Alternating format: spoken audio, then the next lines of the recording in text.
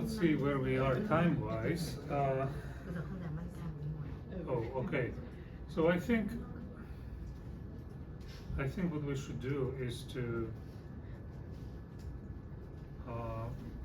maybe to go to a Q&A session. Chúng ta sang hỏi đáp nha. Các bạn có câu hỏi gì? Ta hỏi nhiều nhiều một tí cho thầy vui. Alternatively, I can do a case study on artificial intelligence if you want, and then we can do. Còn nếu các bạn không có câu hỏi gì thì tôi có thể trình bày về trí tuệ nhân tạo. Em có một tí chia sẻ. Hot subject. Yeah. Just one question. Okay. Em nhớ đến cái câu nói của ngài anh Tran là khoa học mà thiếu tôn giáo thì khập khiễng, mà tôn giáo mà không có khoa học thì mù quáng. So the saying which is believed by Albert Einstein, science without religion is how I say immune, Yes. and religion without science is blind. Yeah. Thì em nghĩ rằng là khoa học và tôn giáo là hai cách nhìn nhận về thế giới. So science and religion are two different perspectives on the world. Và trong tương lai thì khoa học và tôn giáo nên có sự bắt tay với nhau để giải quyết những cái vấn đề tồn tại của cuộc sống này. So in the future, I hope to have the collaboration between science and religion to solve the problems arisen from real life. Thì không biết là giáo sư có suy nghĩ như vậy không? So, what are your thoughts of this issue, the collaboration between science and religion in the future? The collaboration is luckily is happening, now. So not just in the future. I think it will continue to happen in the future. I don't think the science and the scientists can solve all issues and make religion redundant. They thought so at the end of the 19th century, maybe beginning of the 20th century, but most scientists are not so arrogant anymore that they would think that. Cho đến cuối thế kỷ 19, đầu thế kỷ 20 ấy, thì hầu hết các nhà khoa học là tự tin là họ có thể giải quyết được tất cả các vấn đề mà coi như là tôn giáo không cần tôn giáo nữa. Nhưng bây giờ thì hầu hết các nhà khoa học không tin như vậy nữa, không có suy nghĩ như vậy nữa. So obviously I don't know anything about your context, how this is happening here in Vietnam. I would like to learn.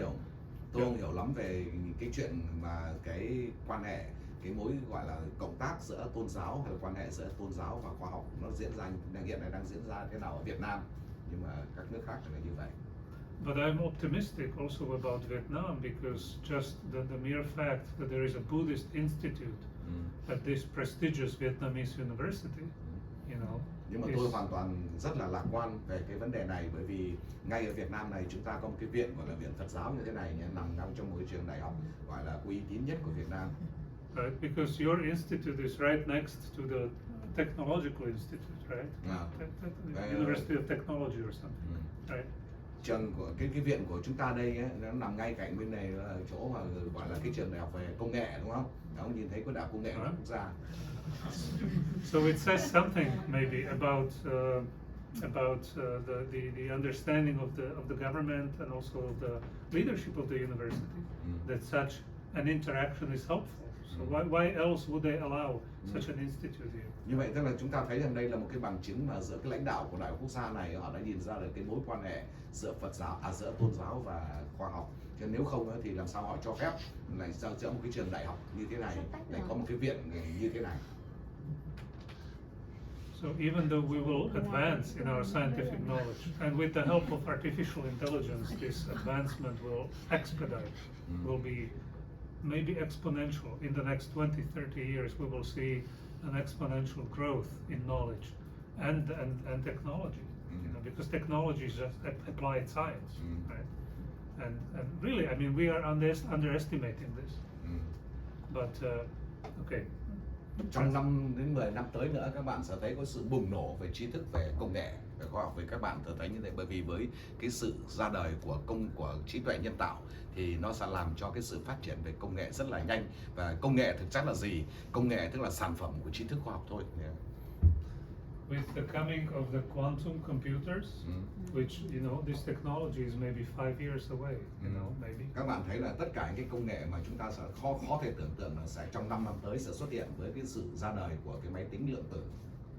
And increasingly sophisticated artificial intelligence, we will be able to find new materials or invent new materials, alloys, find cures for more diseases, and so on, solve many technical issues that now take us years and years.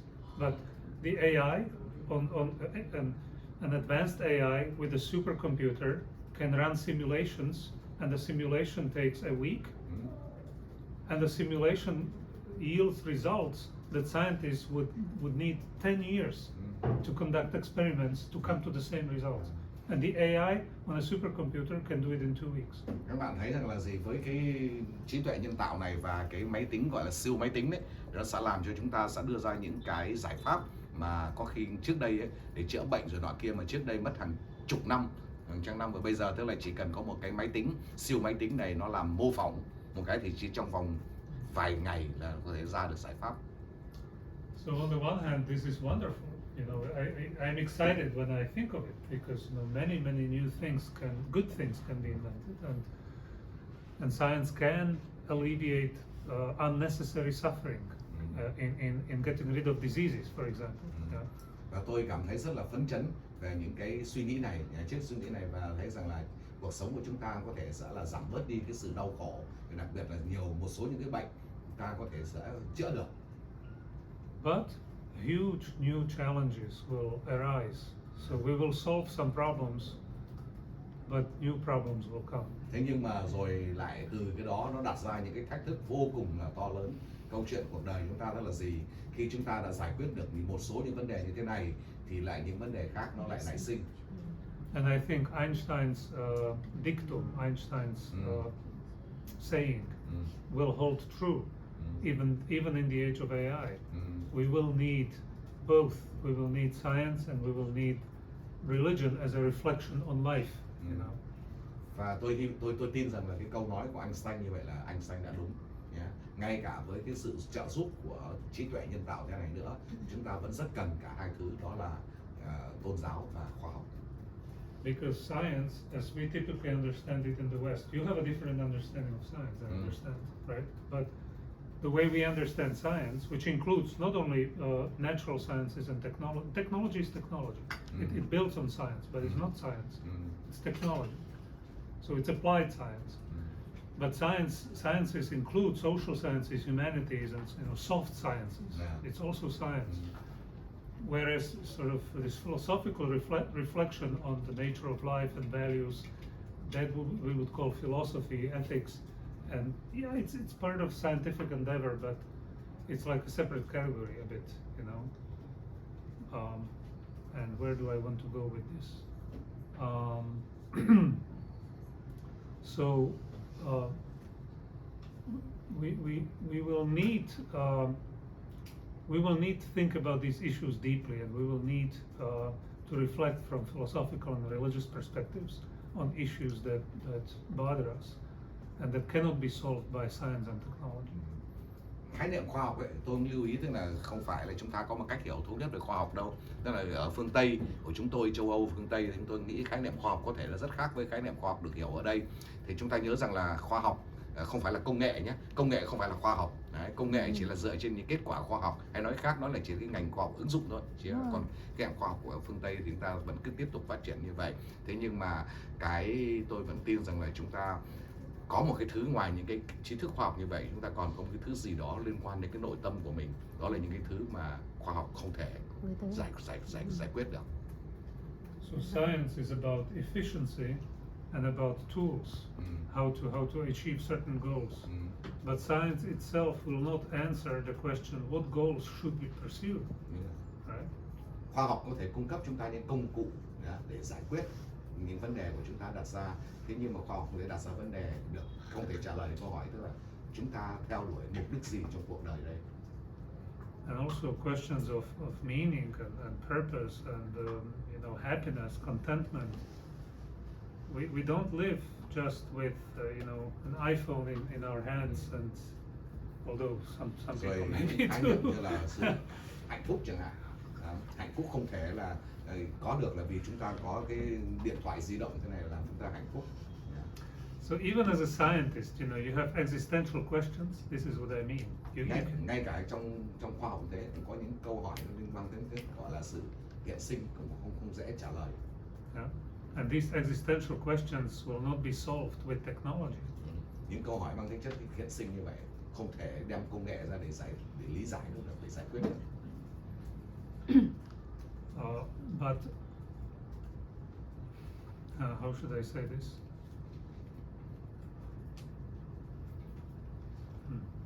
Maybe I won't say. It is important to keep the dialogue open and to ask the scientific community to give them to let them know that the door is open. Not to blame them, but simply to say, hey, you guys, you have families. You think about deep issues too. You don't think about just how to make this process more efficient, or how to push the boundary in the material science or in medicine or whatever. You ask, you want to have kids, you want to have, promote good values, you want your family to stick together, when you die you want to have something meaningful behind you, right? Science is not going to solve those things for you. So what kind of life philosophy will make you happy, content? These are huge questions. And then the scientists can feel attracted to come to you to talk about these issues together. Như vậy tôi có cái lời khuyên với các bạn thế này, chúng ta hãy có một cái đối thoại với cái cộng đồng khoa học và để cho làm cho cái cộng đồng khoa học tin rằng là cánh cửa khoa học vẫn cứ mở để cho các bạn cùng tiếp vào đây. Bây giờ ví dụ thế này, các bạn thì nghiên cứu ra những cái quy trình như thế này, nghiên cứu ra những cái vật liệu mới như thế này, những cái sản phẩm khoa học mới như thế này, nhưng câu chuyện đặt ra tức là cái giá trị trong gia đình, trong cuộc sống gia đình của các bạn là gì? Các bạn sẽ muốn rằng là cái ý nghĩa của cuộc đời của mình là gì? Sau khi mình chết rồi thì mình để lại cái gì cho đời? Chẳng hạn như vậy thì những cái chuyện đó khoa học không bao giờ giải thích được.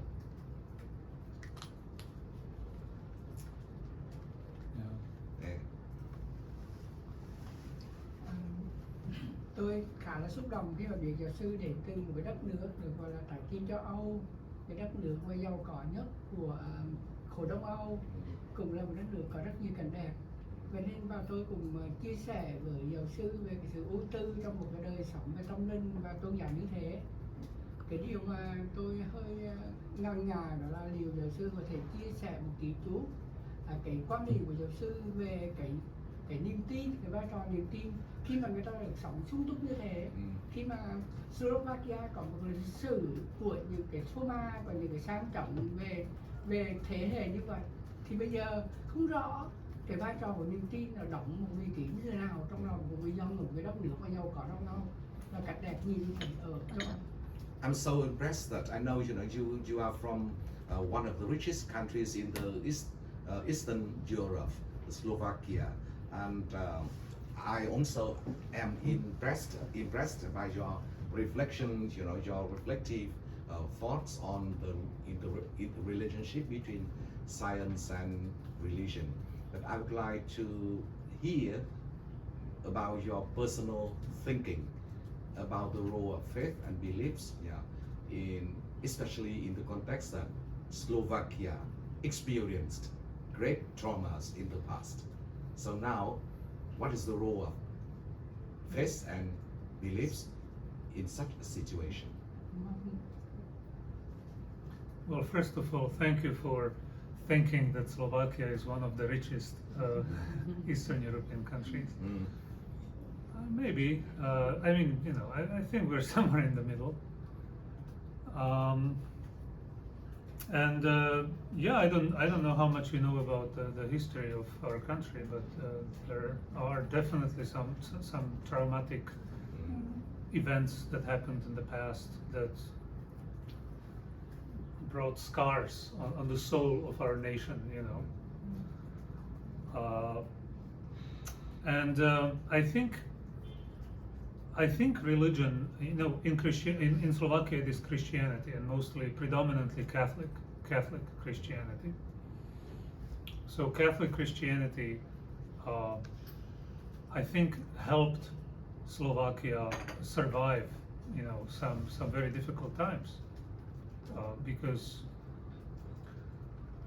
when you are suppressed by, let's say, other nations, right, or you experience war, which, like we did, during the Second World War, especially, it was quite bad. But even before, we were under the Hungarian Empire and so on. Our national identity was not recognized during that time, and there was a danger that our national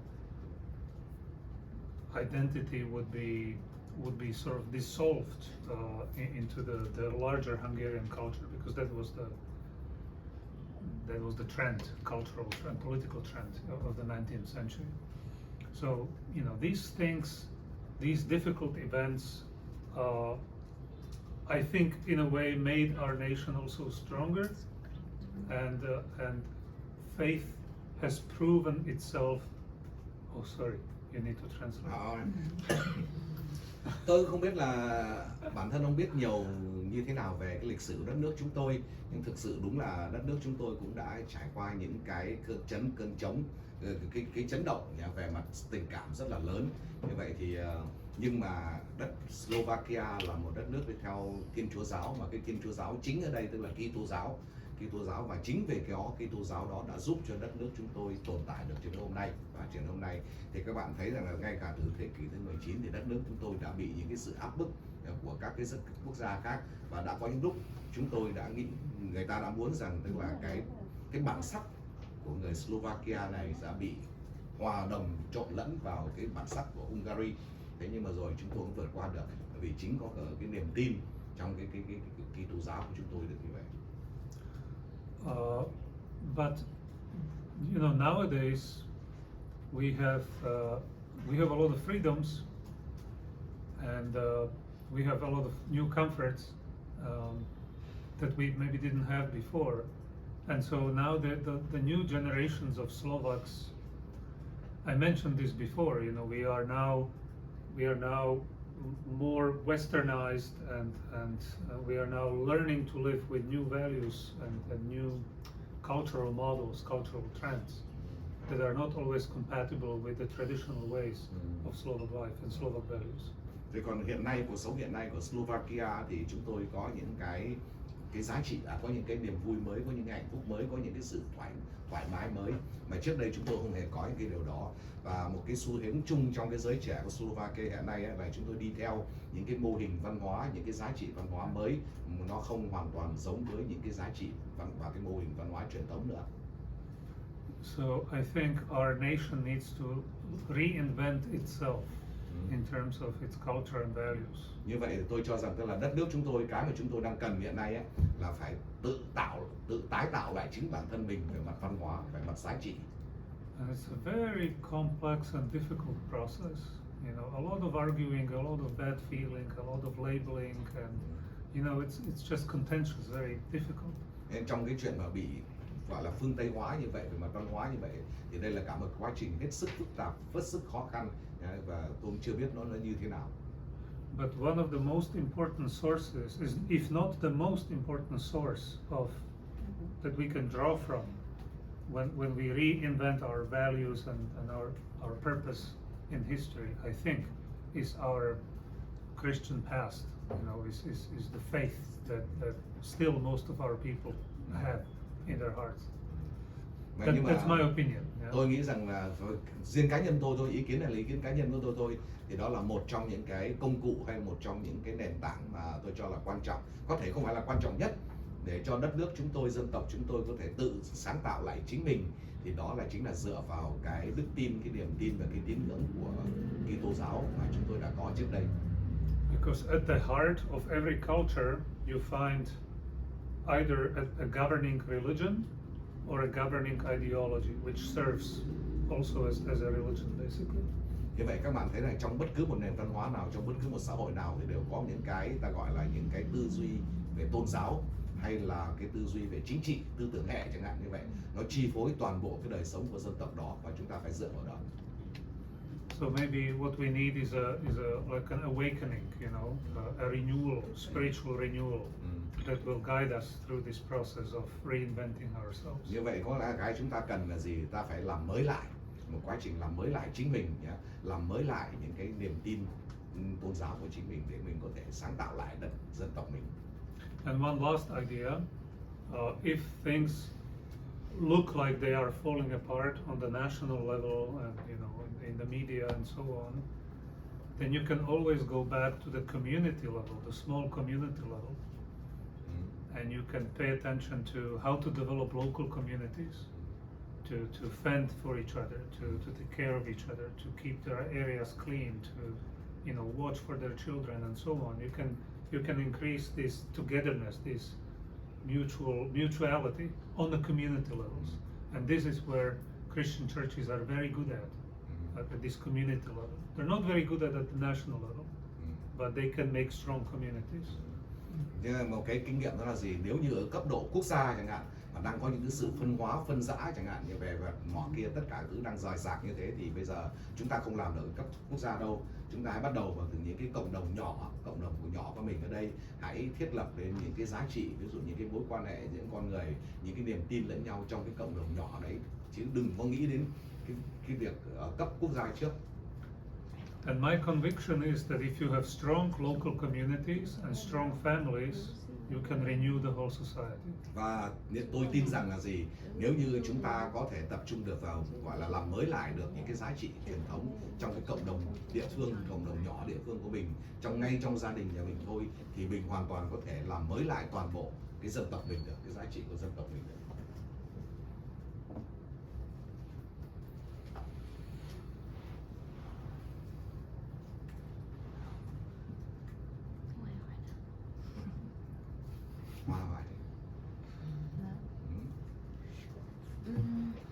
Tôi có một câu hỏi cho giáo sư. Ở trong cái bài trình bày thì có nói đến là khoa học là sản phẩm, cũng là một cái sản phẩm của Chúa, được Chúa tạo ra, và Chúa tạo ra khoa học là để làm một cái công cụ để phản ánh luôn cả cái ý chí của Chúa, cái ý niệm của Chúa, và để dùng nó để khám phá thế giới. Và trong quá trình vận động tự thân của nó thì nó đã phạm phải những cái giá trị đạo đức. Và theo đức tin của người Thiên Chúa giáo thì cũng như là ngày hôm qua tôi có hỏi thì là Chúa vẫn đang tồn tại, Chúa vẫn đang tạo ra cái thế giới này, vẫn đang created. Vậy thì trong cái lúc tạo ra đấy thì phải chăng là khoa học cũng là cái mà Chúa đang tạo ra? Và khi mà Chúa tạo ra cái khoa học như vậy thì để phản ánh cái ý định của Chúa và ý niệm của Chúa mà lại phạm vào những cái giá trị đạo đức, thì quay trở lại là vậy những cái giá trị đó có phải Chúa tạo ra cái giá trị đó không? Và giáo sư có trình bày là những cái phương pháp để mà đo các cái giá trị đạo đức, đó là kinh thánh, đó là giáo dục, đó là những cái trong mỗi cái tự điều chỉnh của mỗi con người. Thế thì bỏ qua cái việc giáo dục để có một cái tính duy lý rồi của mỗi con người thì quay trở lại là kinh thánh. Kinh thánh thì giáo sư nói là cách đây cả 1000 năm rồi, nó vẫn được vận dụng cho đến ngày nay. Nhưng mà ngày nay thì rõ ràng là khoa học đã thay đổi mới, trong một điều kiện mới. Kinh thánh đó có trở thành thước đo cho cái thời đại hiện nay, cái phát triển mới hiện nay hay không? Cái vi phạm đạo đức nó như thế nào? Ví dụ trong kinh thánh rõ ràng là Chúa chỉ sinh ra loài người có 2 người thôi, đó có 2 giống người, đó là nam và nữ. Nhưng rõ ràng là bây giờ chúng ta lại như ở Canada là họ thừa nhận là có cả cái giới tính, tức là không phải nam cũng chẳng phải nữ. Và nếu như ai nói vi phạm rằng là loài người chỉ có 2 cái giới tính đấy thôi thì có khi đã bị phạt hoặc là bị gọi là vi phạm đạo đức. Đấy, vi phạm pháp luật, vi phạm đạo đức rồi. Thì điều đấy cho hỏi là vậy thì cái giáo lý của Chúa, của Kinh Thánh thời đó với cái môi trường bây giờ thì xử lý như thế nào? Đấy. So my question is about the values, the contemporary value of the Bibles. So from the Christian perspective, science is the product of God's will, and God is created everything, even the reality, the universe, and God is still in existence. Is still existent, and he continues creating the universe now. And one of the approaches to the ethical issues or moral issues in scientific discovery are the three you said: the rule-based, thinking about the consequences, and the character-based. The question now, according to the Bibles, the human race is composed of the two sexes, the male and the female. But now we have the third, like the transsexual people. So, and this is not mentioned in the Bible. But now if we say that there's only two sexes, male and female, it is not politically correct. So, and what about the Bible? What does Bible say about this? Yeah, the Bible says that God created the human as man and woman, as male and female. The Bible says this, very clearly. Whether it's politically correct or not, it doesn't matter. The Bible says this. Now, how you interpret it today, obviously that's the question. But unless you want to twist the text in a way that's not legitimate hermeneutically, you simply have to say yes, the text teaches this, and then you can argue that okay, we have to use maybe an allegory in interpretation or accommodation to say, well, those people did not really understand because they were not psychiatrists. They didn't know what's happening in the human brain and how we need to distinguish between sex and gender. They didn't ask these questions. So God was very kind to these primitive people to simplify things, but now we know better, right? So that's one way to approach this. Thực ra trong Kinh Thánh thì Kinh Thánh chỉ nói là loài người nó chỉ có đàn ông và đàn bà thôi, có hai giới thôi. Thế còn bây giờ thì chúng ta thấy cái chuyện này chỉ nêu lên nhé, nhưng bây giờ là tùy thuộc cách chúng ta đọc Kinh Thánh và chúng ta hiểu, ra suy luận những điều Kinh Thánh thôi. Thế có những người bây giờ ví dụ như tôi nói là Kinh Thánh thì nói chỉ có đàn ông và đàn bà thôi. Bây giờ có những cái người gọi là ông chẳng đàn ông, ông chẳng đàn bà chẳng hạn như vậy, thì bây giờ ta nói là đấy là những người mà có thể có những cái vấn đề về trong tâm lý của họ nó như vậy, cho nên họ là nghĩ ra họ cũng chẳng có đàn ông, họ cũng chẳng đàn bà. Đấy là một trong những cách chúng ta có thể suy diễn cái điều trong Kinh Thánh của nói, nó là tùy thuộc cách suy diễn của chúng ta. Đấy rồi mọi người tức là cái gì đó để gọi là suy diễn cho đảm bảo tức là tính gọi là được gọi là thừa nhận, tiếng Anh nó gọi là nôm na như là politically correct, tức là được công chúng thừa nhận là như vậy. But others, the more conservative theologians would say, we are not called to be politically correct. That's a political thing. It has nothing to do with science. Thế rồi, cho nên là ngay cả trong tiếng Anh thôi, có khái niệm gọi là về sex. Sex thì chỉ về giới nam, giới nữ. Rồi còn khái niệm về gender, tức là vấn đề là nhìn cái vấn đề giới đó từ góc độ xã hội. Cho nên là lại vấn đề câu chuyện khác. Thế nhưng cũng có trong khoa học thì cũng có những người bảo thủ hơn. Theo họ, tôi chả phải gì phải theo những ý thức hệ cả, theo chính trị cả. Chính trị cứ phải làm cái gì theo những cái nguyện vọng của anh chị, thế không phải có cái chuyện đó. And these conservative people would say we need to call things by their names as they are, and not to gloss over these problems, and simply say, look, the original design of creation is such that God intends to have men and women, and He intends them to marry and to have children, and this is how not only the human race, but most of animals, most of living things, this is how they propagate, by creating family units and having babies, right? This is the natural order, this is the natural law, that's how things are set. This is the original will for the creation. Chẳng có những người bảo thủ thế mà tôi chả gì phải theo những cái tuyên truyền chính trị cả. Tôi nghĩ là cái thiết kế ban đầu của Chúa, của tạo hóa là gì? Là có đàn ông và đàn bà, và đàn ông và đàn bà lấy nhau để gọi là lập gia đình, để sinh con đẻ cái, là như thế. Và cái điều này nó chả phải là chỉ đúng với loài người, đúng cả với các loài động vật khác cũng thế, nó con đực con cái, đây là sinh con đẻ cái là như vậy. But at the same time, we recognize that we have people among us who genuinely feel what we call and we should call gender dysphoria. You know, gender dysphoria. So this non-compliance of my body with how I view myself. Right? Thế nhưng mà chúng ta cũng phải thừa nhận, đối với chúng ta phải thừa nhận có một thực tế là gì? Trong xã hội loài người nó vẫn có những cái người, tức là giữa cái mà cái căn tính về giới tính của họ nó không giống với cái hình thể của họ. Đấy, hình thể tự nhiên của họ. Đó là cái họ nghĩ về họ là giới tính như thế nào đó, nó không hoàn toàn tương đồng với cái giới tính hình thức của họ. So this situation exists. First of all, Và đây là một thực we tế. need to acknowledge it.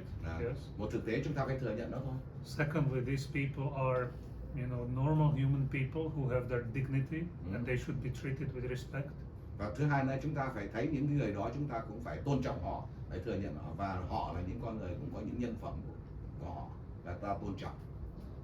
Yeah, but it doesn't mean that you know, this is something to be promoted or celebrated. You know, it just means that we need to care about these people and respect them. But but we should still consider it as something that needs to be, you know, explored further psychologically, psychiatrically, and it's more of a personality issue or personality trait than this distinction between sex and gender. Okay. Nhưng mà cũng phải lưu ý rằng là điều đó không nghĩa là chúng ta phải tung hô, phải hoan nghênh những cái hiện tượng như vậy. Câu chuyện đây tức là chúng ta phải hiểu rằng có những cái chuyện nó không bình thường về mặt tâm lý, về mặt gọi là cái tính cách của họ như vậy, và chúng ta tôn trọng cái điều đó, nhưng đồng thời cũng thấy rằng là cũng không nên gọi là phổ biến, cổ suý cho nó. Because it's really this question, you know, does my mind determine who I am and what I am, or does my psychosomatic unity determine who I am? You know, and this new ideology, or this we might call this trend of genderism. They propose the view that it doesn't matter what your biological constitution is, as long as you feel in your mind somehow that you are something else. And it, you know, this is not just about men and women. There are I don't know how many genders, you know, 20 genders, you know, many genders. Yeah. And you can also think that you are an animal or a thing, you know. And so the idea is that you invent yourself according to your own wishes, and your biological constitution has nothing to do with who you are. Như vậy ở đây chúng ta cần phải phân biệt cái khái niệm giới nhá. Trong tiếng Việt, tiếng Anh thì nó rõ ràng, nhưng tiếng Việt mình nó khó là giới theo cái khái niệm gọi là sinh học nhá, đàn ông đàn bà, nhưng lại giới về mặt xã hội nữa. Đấy, khái niệm giới về mặt xã hội nó quy định như thế nào. Thì bây giờ tức là gì? Không phải là chỉ có hai giới, có thể có đến 20 giới khác nhau thôi, chứ không phải là hai. Thì có những con người tức là cái đầu này, cái suy nghĩ của họ này, họ sẽ nghĩ rằng là họ thuộc cái giới nào, chứ không phải là cái hình thể sinh học của họ thế này là quy định giới của họ là thế nào. Cho nên câu chuyện đó là tôi nghĩ rằng là tôi là đàn ông hay tôi là đàn bà, tôi là ai, cái suy nghĩ của họ sẽ quyết định tất cả, chứ không phải cái hình thể bên ngoài của họ. Thì đấy là cái mà chúng ta cũng phải thấy rằng đó là một hiện tượng như vậy. So here you can see beautifully how you reintroduce the dualism between mind and body. Yeah. But it's in you. The dualism is in you. Và đây các bạn thấy đây có một chuyện rất là thú vị không? Các bạn thấy đây rất là cái nhị nguyên luận, đó. Cái vấn đề của nhị nguyên luận tức là tách thân ra khỏi tâm là không có vấn đề, đúng chưa? Đấy, như vậy là thân tâm thực chất đối với những con người đó, tôi là đàn ông như này, nhưng tôi luôn luôn tôi nghĩ tôi là phụ nữ chẳng hạn, như vậy là thân tâm là một. And with the help of technology, your mind now has the power to transform your body according to its own wishes. Và bây giờ các bạn thấy với sự giúp đỡ, với cái ảnh hưởng của công nghệ, đúng không? Với thành tựu của công nghệ, các bạn thấy là chính cái suy nghĩ trong đầu mình có thể giúp cải tạo được cái cơ thể của các bạn. But doesn't this go against the principle of dependent origination and interconnectedness of all things? Yeah. Và điều đó cũng không hoàn toàn có cái gì mâu thuẫn với khái niệm gọi là duyên khởi của các bạn cả, đúng không? Vì tất cả mọi thứ là giữa thân và tâm là nó hoàn toàn có mối quan hệ tương thuộc lẫn nhau, và nó sẽ đưa ra cái kết quả lên như vậy. So just some ideas. Đấy là một vài những cái suy nghĩ cá nhân của tôi về câu hỏi của bạn. Thank you very much. Is this an issue in Tiếng Vietnam? Anh bây giờ nó gọi là sexual identity, không gọi là sex không nữa, là tự mình identify mình là đàn ông hay là đàn bà hay là cái gì đó, là cái khái niệm là sexual identity. Yeah. Thế thôi. It's a similar question. Yeah? So sexual identity is one thing, and gender identity is Đây là different. gender identity là câu chuyện khác. Tiếng Anh mà dịch cái tiếng Việt cũng không đơn giản để hiểu được. Thì về mặt xã hội thì mình xác định mình thuộc giới nào, còn về mặt sinh học thì mình xác định mình thuộc giới nào, nó tự mình xác định. Câu chuyện của thế giới hiện nay là phức tạp hơn rất nhiều. Bây giờ có những, cho nên bây giờ là nhiều bọn tôi làm việc là bây giờ là email là phải mở ngoặc đơn tên tôi, xong là mở ngoặc đơn ở dưới, tức là M hay là F hay là U. Đấy, để họ gọi, bởi vì có thể để họ gọi lại cho chính xác. Đấy, chứ không phức tạp lắm. And one last thing to mention is that there is a growing number of people who have gone through the transformation and now regret it, but can't go back. There is no way. Nhưng các bạn thấy là gì? Có một câu chuyện các bạn có lẽ các bạn chưa biết.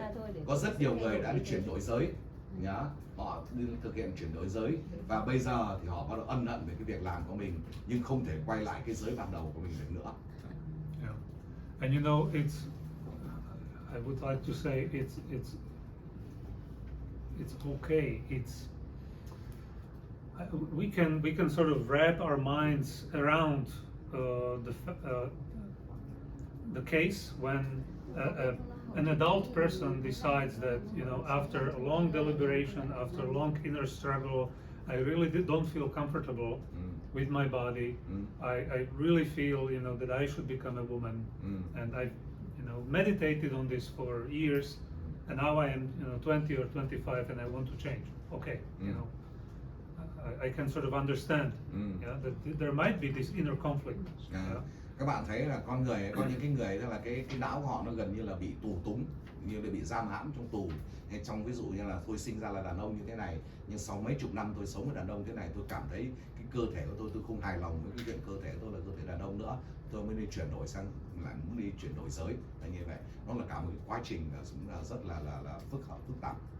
But what bothers me is when they do it on children, small children, like, you know, 6, 7 years old, children who are not fully developed, who don't know yet, you know, I mean, when I was a small boy, sometimes, you know, I picked up, I don't know, you know, a little box, and I pretended that it was,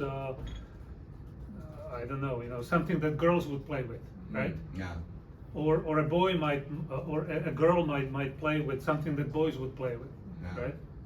But nowadays, in some countries in the West, things are getting so out of hand, so crazy, that people, you know, in the school, for example, or even in the kindergarten, they watch the children, and if they show any affinity to this kind of play, then they start already this process. Because they want to encourage, they want to see as many people as possible to change their gender. And in Canada, there is a law now, and also in California, that they don't have to ask the parents.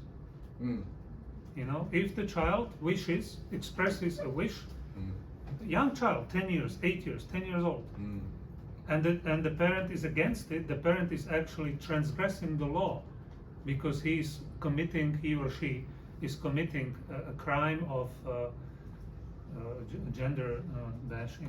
I'm not quite sure how it's classified, but it's a crime that you don't allow your own child to change your gender. Nhưng các bạn thấy là có một câu chuyện, tức là đây khó hơn vấn đề là với trẻ con. Đối với người lớn là như là suy nghĩ thế, các bạn chuyển đổi giới các bạn là câu chuyện người lớn, nhưng với trẻ con là câu chuyện nó phức tạp rất nhiều. Bây giờ thông thường thì khi các bạn đẻ con ra, nếu là con trai thì các bạn cho nó chơi những cái đồ chơi nhất định dành cho con trai, nếu là con gái thì cho những cái đồ chơi của con gái.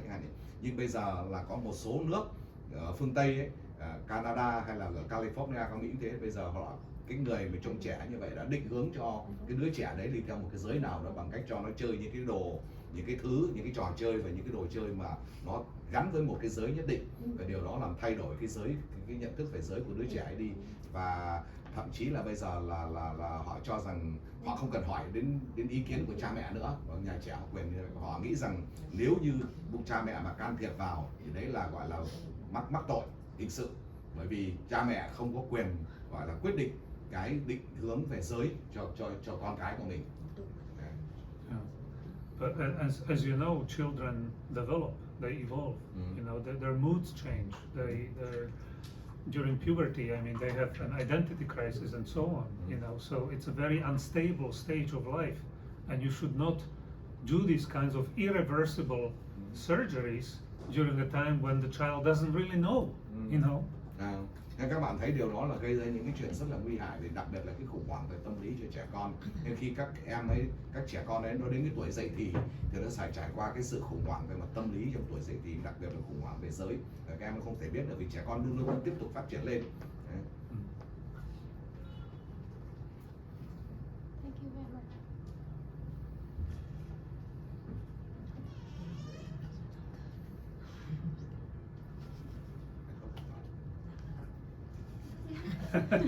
Tôi cần câu hỏi. Thực ra em có một câu hỏi.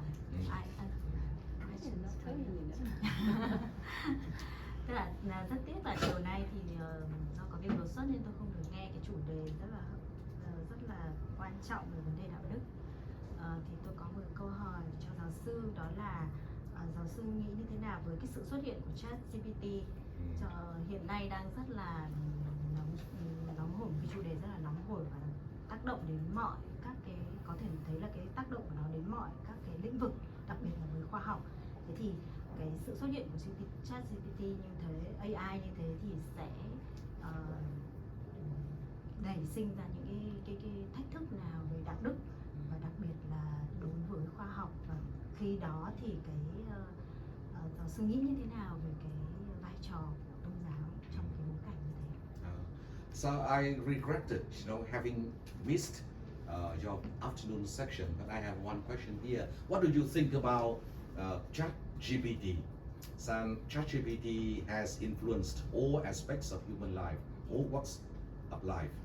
Yeah, and in that case, what, in your opinion, are the ethical or the moral consequences of that ChatGPT may create? And in that case, what is the role of religion in dealing with the moral and the ethical consequences of ChatGPT? Oh, that's a big question. Let me just give you a hint now, and I will talk about how to publish tomorrow. And I think it is maybe a good topic for tomorrow, because it concerns especially this for you and for researchers and students and teachers who grade papers, right? I mean, we now think about what does it mean for our teaching and research and papers, right? When students can plagiarize easily using ChatGPT. Should we allow this tool, or should we forbid it? And if we forbid it, is it even viable? Can we forbid it? Because once the genie is out of the bottle, you're not going to stick him back in. The people will find a way to use it because it's a good tool. Các bạn đặt ra một câu hỏi nó quá lớn, và tôi nghĩ rằng nó đã là ngày mai chúng ta khi nói về cái chuyện công bố nghiên cứu khoa học thì chúng ta sẽ nói về vấn đề này. Thì hiện nay nó là một câu chuyện khá là lớn, nó đặt ra vấn đề là bây giờ ví dụ như là đạo văn trong sinh viên chẳng hạn như vậy, hay là vấn đề bây giờ chấm điểm, thầy giáo chấm điểm bài làm của học sinh nó như thế nào. Thì bây giờ là có cái xu thế là chúng ta khuyến khích nó hay là cấm đoán nó, thì câu chuyện này cũng chả thể cấm được, không thể cấm được. Nó là công cụ, tôi có thể sử dụng nó theo cách của tôi như vậy. Yeah. So these are big questions. Và đây là vấn đề lớn. And let me just say that. So I'll follow up on my idea that you cannot stop it. This is the future. People will use AI as a tool, and I think in the future, each one of us will have, either in our phone or in our watch, or maybe later in a more distant future in our brain, in a chip, an AI assistant, with whom we can consult things, who will help us make decisions. Not only summarize text, translate or whatever, but make real life decisions. tương lai không còn xa nữa khi mà chúng ta sẽ có những cái công nghệ mà với sự hỗ trợ của trí tuệ thông minh, chúng ta có những cái đồng hồ, chúng ta có những cái điện thoại, thậm chí chúng ta có những cái con chip nó gắn luôn vào đầu mình. Đó là chúng ta, nó làm hỗ trợ chúng ta khi nào ta cần cái gì, ta hỏi nó sẽ bảo chúng ta có nghĩa là gì. Chúng ta không bao giờ cấm được cái chuyện này cả, và công nghệ nó cứ thế nó phát triển. So the age of memorization, I think, is over, and the age of the old style teaching, where you come and you give them some notes and they take, they write the notes and they memorize. This is not viable anymore. And I think this has not been viable for at least 20 years since the age of the internet. Như vậy cái kỷ nguyên mà ghi nhớ máy móc trong giáo dục là qua rồi nhá. Bây giờ không phải đi dạy học đến đây, tức là tôi truyền đạo, tôi nói cho các bạn nghe một số những ý tưởng này, tôi phát cho các bạn những cái tài liệu thế này, các bạn đọc để các bạn ghi nhớ câu chuyện đó với bây giờ và với tương lai sẽ không còn có giá trị gì nữa. Instead, we should teach our students, and we should learn ourselves to use these tools critically, to develop critical thinking skills when the student can understand what the process is of sifting through the information, asking the right questions, making some comparisons, maybe taking some notes and reflecting on what the AI is giving me, or maybe even using different AI tools, because they all have their biases. There is a bias in ChatGPT. Và như vậy là chúng ta phải dạy cho học sinh, và thậm chí là bản thân mình cũng phải học nữa, học cách sử dụng những cái công nghệ của trí tuệ thông minh như vậy một cách có phản biện, một cách để chúng ta đặc biệt đó là gì, chúng ta dùng nó để phát triển cái tư duy phản biện của học trò, của người học. Chúng ta đây bây giờ anh nhìn cái thông tin như thế này, bây giờ anh tìm ra cái kỹ năng tìm hiểu thông tin, kỹ năng phân tích đánh giá thông tin nó như thế nào, tìm ra rồi những cái so sánh các cái thông tin này với thông tin kia thế nào, đó là những kỹ năng chúng ta rất cần có. Bởi vì ngay cả ChatGPT nó có những cái định kiến của nó nhất định, chúng ta phải nhận ra được cái điều đó. And so I will talk more about this tomorrow. Hopefully you can. Và ngày mai thì tôi sẽ nói nhiều về cái vấn đề này. Hy vọng là bạn sẽ đến dự. But let me just finish with saying that ChatGPT has its limitations, and not only that, it only draws information from year 2021 and before, not the most recent information. So that's one limitation. But also it cannot answer some very important existential questions. Nhưng mà ChatGPT tuy thế thôi, nó có những cái hạn chế của nó, chứ không phải là một cái gì đó tuyệt vời. Nó có những cái hạn chế thực sự. And one such existential question comes from the Vietnamese context. Và nó cũng không thể giúp các bạn trả lời những câu hỏi cốt lõi đâu. Và một trong những câu hỏi cốt lõi đó đặt ra là gì? Nhìn cái ChatGPT đấy trong cái bối cảnh của Việt Nam này như thế nào? When the Vietnamese husband asks ChatGPT, how do I make my wife less talkative? Bây giờ một ông chồng người Việt bây giờ hỏi ông ChatGPT, mày dạy cho tao cách làm sao cho bà vợ tao ít nói đi được không? And the answer comes up, impossible. Và ChatGPT sẽ trả lời là không thể. So there are limitations, right? Như vậy là ChatGPT cũng không thể giúp các bạn giải quyết được những vấn đề của cuộc sống các bạn hết, tất cả các vấn đề. But I'm sure that the wives could come up with a similar, limitation regarding the husband. Và đồng thời khi bà vợ hỏi ChatGPT về cách xử lý ông vợ chồng của bà ấy, cũng thấy rằng là ChatGPT cũng không đưa ra cái câu trả lời bà mong muốn được. Like, how do I make my husband wash the dishes after we eat or something? Ví dụ như là hỏi ChatGPT là mày cho tao biết làm sao để tao bảo cái ông chồng tao rửa bát, quét nhà được. Thì ChatGPT không đưa ra câu trả lời cho các bạn đã bà được. Yeah. So, okay. Okay. Thank you. Yes. Okay, thank you. Thank you for listening. Thank you. Rất cảm ơn các bạn. Bye.